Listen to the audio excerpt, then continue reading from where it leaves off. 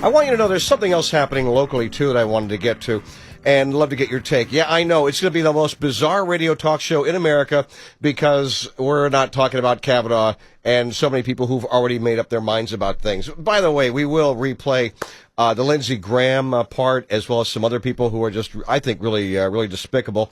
And I always invite you, of course, to disagree with me because it's just dull and boring if everybody agrees, which is also why I bring my friend Bob Weiner in here, who's a county councilman in Newcastle County, because he's sick and tired of people, I guess, disagreeing and we can't watch it out loud. Is that part of what's going on here, Bob? How are you? Fine, Rick, and how are you? It's pleased to be on your show in the heart of my district here in Brady 100 in Greenville. So the thing is, you're trying to get live streaming and video in county council meetings. You've tried this before. And right now, as we hear on WDEL News, all sorts of arguments between, like George Smiley and the council president, and then a determination comes out and says, no, council president, you were not harassed, and by the way, she was also accused, I guess, of harassment herself. How much does that play into you bringing back this ordinance that would allow for video and video streaming at council meetings? Well, actually, nothing. I've been on this whole concept of openness and transparency in county government for a decade. Yeah. And now I'm bringing up again an ordinance that hadn't failed to get council support 4 or 5 years ago. We, the public, deserve to be able to see and hear county government in real time and on demand for the convenience of our homes or phones. How does George Smiley feel about this?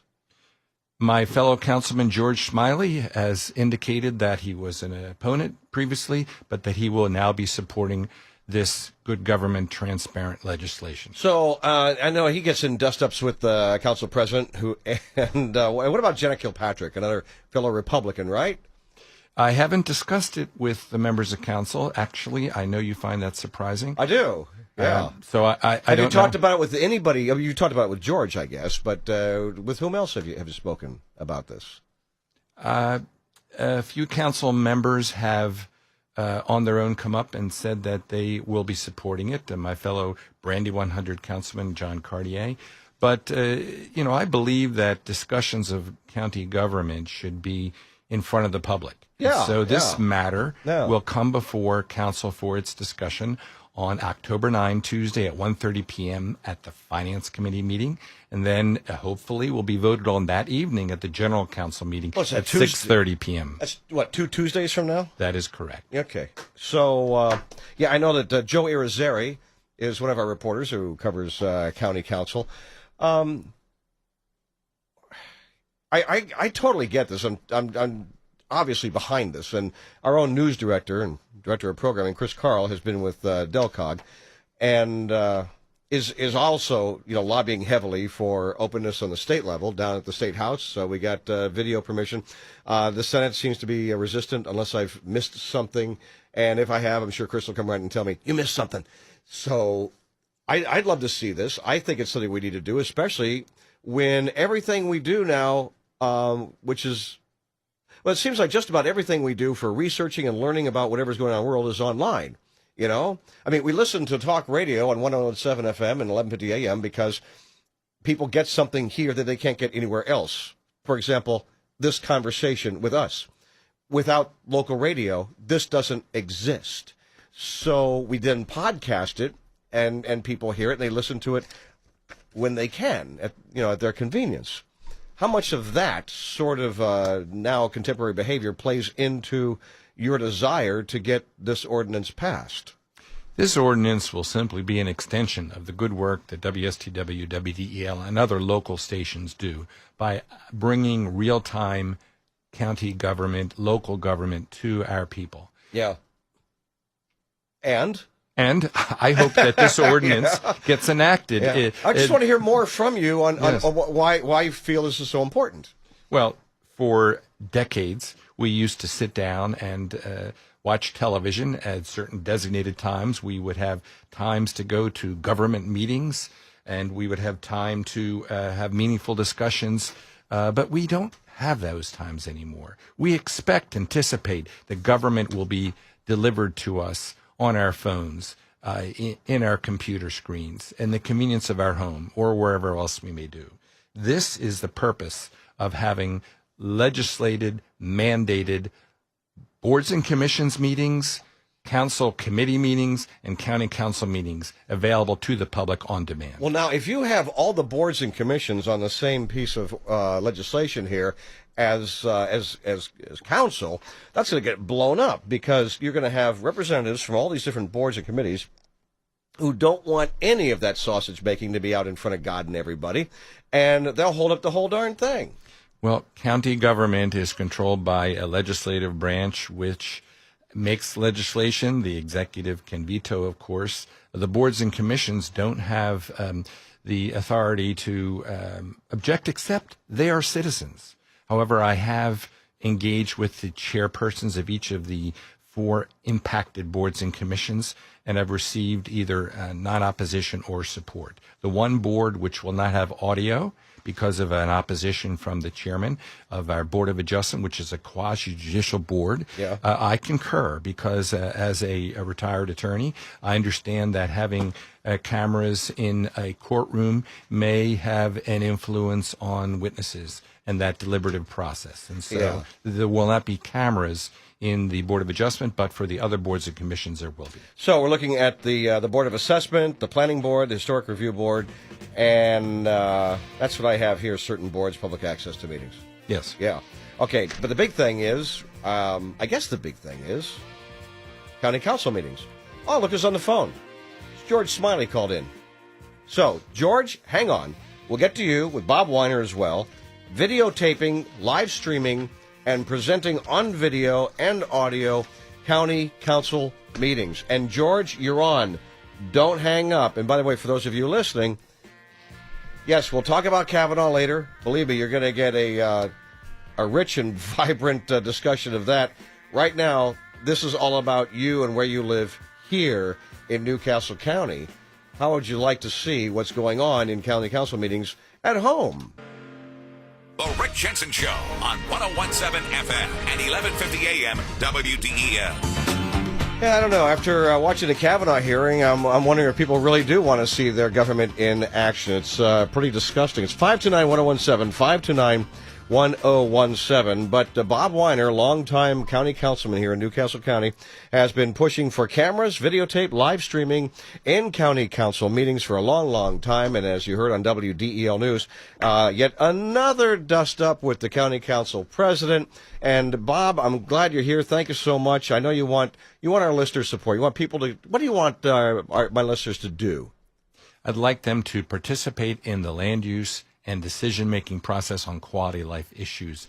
Be engaged in county government. We impact your libraries, your parks, your public safety, your constituent services. We need you to be informed. An informed electorate is an electorate which can help formulate positions rather than reacting. Be proactive. And by having immediate access to government, we can do that better. Okay. We'll do that. You know, it means nothing. Dude, I love you, but it means it's nothing. What I'm asking is, what do you want people to do? I mean, be more active. Yeah, we'll try. I'll try to get out to a 6:30 meeting. I can't possibly make a 4:30 meeting because we're at work. But maybe I didn't ask the question right, Bob. What I meant was, what do you want my listeners to do when it comes to helping push through this legislation, this ordinance, that would not just allow, but I guess demand live video streaming and videotaping of county council meetings? So my question is, what do you want my listeners and me to do to help forward that ordinance? Specifically, let your councilperson know that you support transparency and open government, and to vote in support of my 2 ordinances on the evening of October 9 at 6:30 p.m. in the chambers of County Council at 8th and French Streets. So, to keep it simple, you see, if you don't know, Bob's a lawyer, and he and I have had these kind of conversations all the time. Where Bob, you will speak in it's very precise, exact, lawyerese. I want to make it, but it's long, is what I'm saying. So I use the keep it simple, stupid method because, well, for me, I'm simple and sometimes not too bright, and I need to keep it simple. So I'm thinking, go online to Newcastle County Council and find out who your council person is, because you may not know. Then you call them up, the email, and say, hey, I want to vote for you when you're up for election again. So in 2 Tuesdays, you vote for Bob Weiner's camera bill. That's it. Or the video bill, whatever you want to call it. Does that kind of like keep it simple for me? Artfully stated, Rick. Kind of, sort of. All right, let's get to George Smiley. George Smiley. Let's see. There he is here. Bob, Republican. George, not. Hello, George. How are you? I guess that's a polite way of putting it, yeah. Yeah, it's fine. No, Democrat, Republican. And by the way, I want you to know, I asked Bob, do you want to talk about the Kavanaugh hearing? And I'll let Bob give his answer right now. We in county government have the pleasure and curse of protecting our community on a local basis as we solve the problems of sewage, libraries, public safety. Political parties has no play, and I'm proud to work with my fellow councilpersons, independent Democrats. So you guys and don't talk Republicans. about this kind of stuff when you get together, Republicans and Democrats and independents. You guys don't even talk about this stuff. There's no Democrat or Republican way to save open space or fight against irresponsible development. All right, George. And I guess my street level response was, in a way we do, because the term sewage seems to be applicable to a lot of it. Yeah, well done. Yeah. So That's my non-legal and brief position. Look, yeah, go ahead, George. now, I know you're on a tight schedule. I don't want to take up all Bob's time, and I know you're going to get knocked out by Washington again very shortly. So I just wanted to call in. I've had some brief discussions with Bob. I reviewed the legislation on this. Excuse me, and I wanted to publicly call in on a record. When Bob started this way back when, I didn't support it. I have not supported it. My concern back then, and I still have a concern today as to what the cost will be. We're still waiting on the proper fiscal note on it. You know, all things come down to money. But I also had concerns with, you know, what would now be an hour meeting turned to an hour and a half, 2 hours. A bunch of non-relative discussions taking place just because the cameras are on. However, I got to tell you now, I'm supporting this 100%. And my reason quite clearly is the past 18 months or so, I am just tired of handling the phone calls and telling people that call me after they read something in the paper. And more than often, they're told something in the street about what I did or what I said in a meeting, and I refer them to the recording. You know, go listen to the meeting. Before you chastise me, before you get upset with me, go listen to the meeting and get a real taste of it. But I realize now, you know, you need the facial expressions, the body language. You need to visually see everything to find out what this council and myself have truly been going through and you know, what will take place in the future. So I think that outweighs greatly my concerns about meetings taking longer. I'll stay all night if it's going to give the public the proper view of what I say and why I feel the need to say it on the floor of council and in committee. Hey, George. That's it. Quite honestly, people can consider it self-serving, but at the end of the day, I think it's good for all the council, and it's going to be good for the public. So, George, if you're saying there's a lot of wink, wink, nudge, nudge, hey, buddy, we're doing favors for each other, giving little hand signals, things like that, that suggests to me that those members of county council do not want cameras in there. What do you say to that? Well, you know, I honestly don't think that goes on in here, but, you know, if it does, then, hey, then put it out in the open. That's it in a nutshell. Yeah, look, I'm supporting this. I really don't have a dog in the fight, so I'm going to support it. Maybe I'll get a vote down the road. We all know that takes place at different levels of government. But if you're going to do it, you do it. But the bottom line is, this is more important for the operation of this government, even if it tends to tone me down some, and I'm not sure I'm capable of that, to be honest with you. That's so funny. Okay, so now we have, as you know, Joe Irizarry. Everybody in county council knows just great Yes. reporter. Okay, and he reported on a dust-up again between you and, oh, look, our county council president. She got into a big fight with someone again, yelling and all that, and claims of harassment. How did that end up? Well, no. Let me back up. How did that start? What was the content? And then, how did that end up? So how did it start, man? How did it start? It's, okay, it started, how can I put this bluntly? Council decided that because of certain things that took place with the council president, that she should not have direct supervision of any council staff and should not be meeting one-on-one with them. I was in my office, another employee, I heard some voices going on at the end of the hall. Another council employee came by my office as I stepped down in the hallway and said, the president's up there alone with the clerk. That's not supposed to happen. So I went up to that end of the hall, stayed outside of the room, was listening to what was going on. A deputy clerk came up and went in. The voices began to elevate. I walked over and stood in the doorway, not in. As soon as I got there, the president wanted to know what I was doing, and I told her, I'm concerned for council staff. I'm staying here until this meeting's done. She told me I was harassing her. I said, I'm not even speaking to you. I turned my direction away. She abruptly ended their conversation. Regardless of what's said, I got out of the way, and as she came by, she said she was filing a harassment charge, and I told her to go for it. Yeah. Simple as that. And then we got into the discussion of the charge being filed in committee, and then there was some dispute there because I waived all confidentiality. Rich, you haven't known me a long while, but I have no secrets.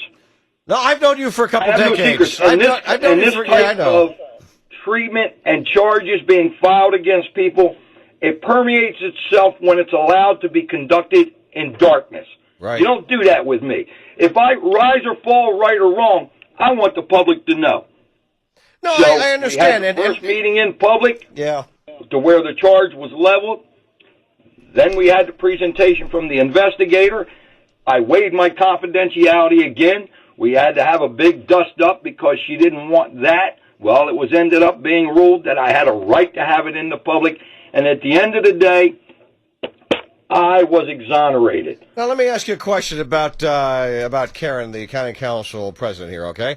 Isn't she, and I don't know if I'm going to characterize this right. I do have an attorney in front of me, and he's on county council. He can actually make sure this is said properly. But isn't she on some kind of performance improvement plan, some sort of a PIP like that, because of her harassing somebody else? Bob, how is that actually really articulated? Hey, Bob, protect your ethics. Let me say it. She's not participating like she was supposed to. Really? Oh, man. And it is hard to charge or know harassment when you don't know what it is to begin with. But, Rick, I'd like to take advantage of your show for one thing. I want to thank Mr. Irizarry for, and I may have it pronounced wrong, but because he really put out, right around there, he put out a very detailed, explicit article. And he put out one thing that's very important to me that the reporter for the News Journal left out. And part of, you still there? I'm listening, man. I'm listening. Part of the end result of the investigator was to recommend some counseling and all for everyone, basically, attend a course, and that is being worked on by the Personnel Committee. But the second part of that was, and I don't expect this, that she provide a written apology to Councilman Smiley. Now, he wrote that. The News Journal wrote a written apology, which leaves it hanging there.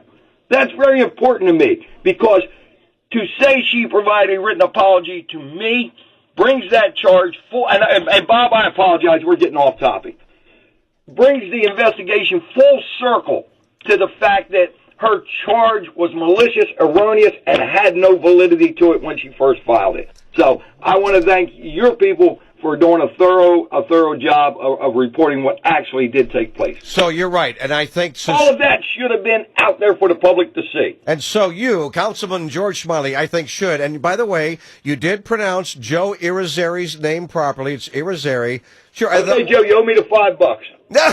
No, I think you should say Joe Irizarry. Thank you for being the most. Let's see. How would you like to say that? The most what?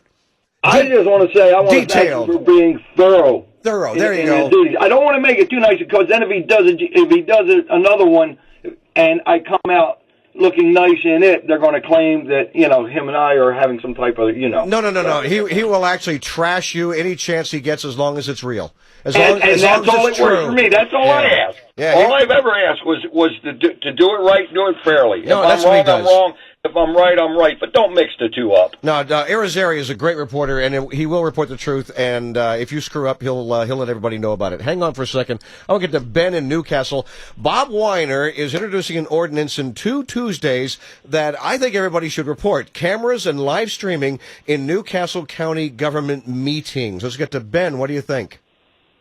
Yes, I think that cameras are king. And the reason why I say this is that you pay state and federal taxes. I think it should be done on a federal level also because, the public is left out on a lot of this stuff.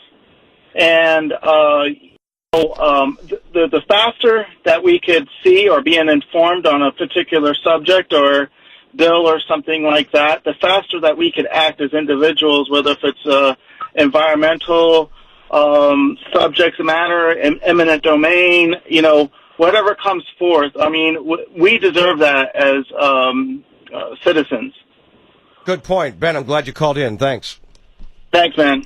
529-1017, 529-1017. George, stay on. Bob, you've said money. We go, well, I don't know if we have the money. You can get a camera for a couple $100, and you can stream it for less than $100 a month. Have you looked into the numbers, Bob? Well, in fact, I have. Actually, I paid for live streaming or on demand out of my own pocket 3 years ago just to demonstrate that it could be done at council meetings. And I hired an outside camera crew, and I was paying $250 a week for it. Now, after 6 months, that did get expensive. Yeah. But now I can do this with my cell phone. Yeah. So, I mean, we could do it down and dirty for literally nothing. We deserve as taxpayers and citizens and constituents to have better. And so we could do a very simplistic system for $2,500. A year? Permanently purchased equipment. Oh, permanently, okay. Then we don't even need anything except training of personnel. The administration is working with us to try to come up with something that might be a little bit better because you really need to have a TD, a technical director. If you have a 2-camera operation, you can get both angles. You could have a split screen. I produced and hosted Focus Delaware TV show for 7 years, so I do understand television production. So I'm working with them to try to come up with something that's fiscally prudent, but also recognizes citizens' rights. What's the law on having a sponsor? The law on having a sponsor, you have to go through a conflicts evaluation, just like we did with county parks and having sponsors in the parks. And there is a process. It's controlled by our ethics commission, and we have a county law department, and we have a county council attorney, and you go through the vetting process, and then you come up with the criteria. See, I'm thinking I could start an LLC, Rick Jensen Productions, and I would just call it Your County Weasels at Work, and I would get a sponsor and make a whole lot of money doing this. Yeah. Maybe not. Maybe the ethics commission in its wisdom would decide that pandering to you just to get good press is not an issue. Not a good idea. No, I think not a good idea. All right, George, last word for you. George Smiley. I was thinking more along the lines, instead of the weasels, you can follow Thirsty Thursdays with Hungover Tuesdays when we do it. That's a lot of days. Appreciate the time, Bob. I apologize for jumping in, but I look forward to us getting this in place so the public, instead of people trying to form their opinions for them on how we act and the reasons we do what we do. I'd rather have them be able to sit in the comfort of their own home and make up their own My mind. fellow Councilman George Smiley, I thank you. All right, take care, George. Thanks so much. Have a good day. Man, you don't get a whole lot of this, folks. You've been watching the Kavanaugh hearings and everything. You see Republicans and Democrats basically snarling at each other and then leaving in their wake the debris of at least 4 lives. Unbelievable. And here, you got a Republican, Democrat working together saying, you know what, we need more transparency. So, Bob, bottom line is you figure $2,500 and then minimal costs each month. You could actually live stream and then save on video county council meetings. And that There may way, be more costs because we might go with something more than simply a glorified cell phone. Sure, okay. Why But not? we'll make that decision the next couple of weeks, working with the finance department, working with our budget in this fiscal year and next. So, meantime, folks, go online, find out who your county council rep is. If you don't know, call them up and say to him or her, hey, vote yes for cameras, for video streaming on Tuesday, October 9th. Is that right? All right, Bob Weiner, Republican, County Council. Thanks for stopping by. Thank you.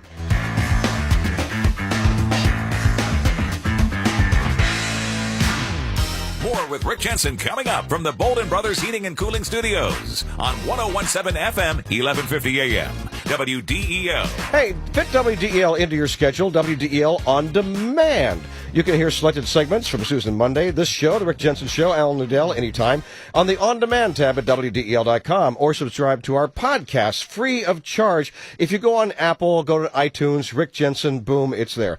And all these podcasts and On Demand are powered by Stanley Steamer, Air Duct Cleaning, Delaware's clean air experts.